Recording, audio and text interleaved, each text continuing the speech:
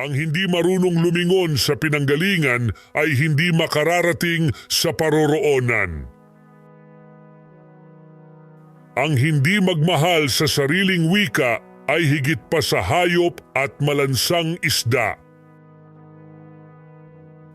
Hindi akong magsusulat ng salaysay ukol sa aming pagdating dito at mga nangyaring wakas sa amin sapagkat masasayang oras ko at walang kabuluhan ang makasusulat ukol dito, bagkus ay sasakit ang ulo ko sa muling paghaharap ng mga larawan ng mga kahindik-hindikang kasaysayan ng mga Pinoy dito.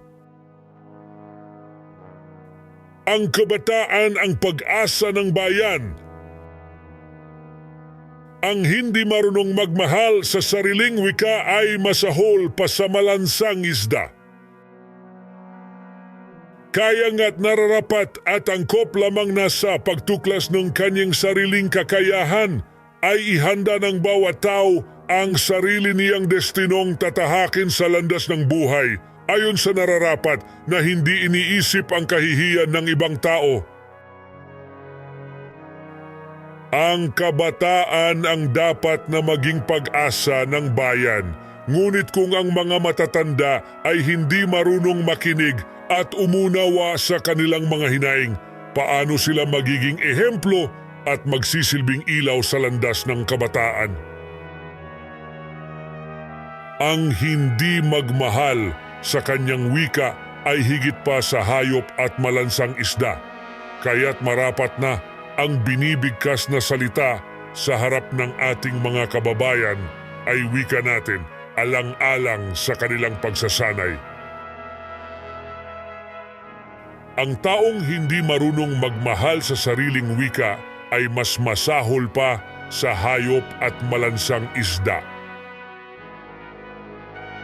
Ang hindi nagmamahal sa sariling wika ay mabaho ang hininga sa mga pandinig ng mga taong marunong magmahal sa sarili nilang wika.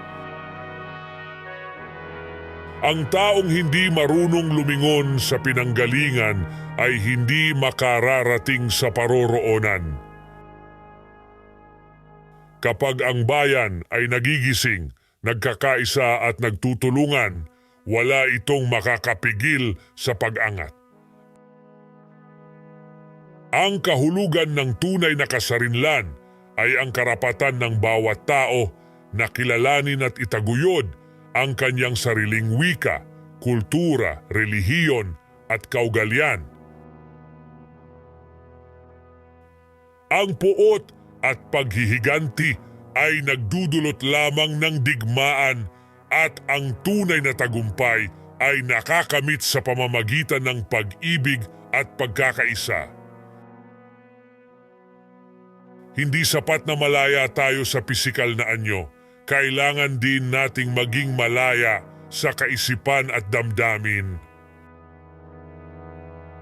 Ang edukasyon ang nagbibigay daan tungo sa kahusayan, tagumpay at tunay na kalayan. Ang mga kabatiran at kalaman ay may tuturing na kayamanan na walang kapantay. Ang bawat pagkakamali ay isang pagkakataon na magbigay daan sa pag-unlad at pagbabago. Ang isang lipunan na may mataas na antas ng edukasyon ay may malalim na pundasyon ng kaunlaran at katarungan.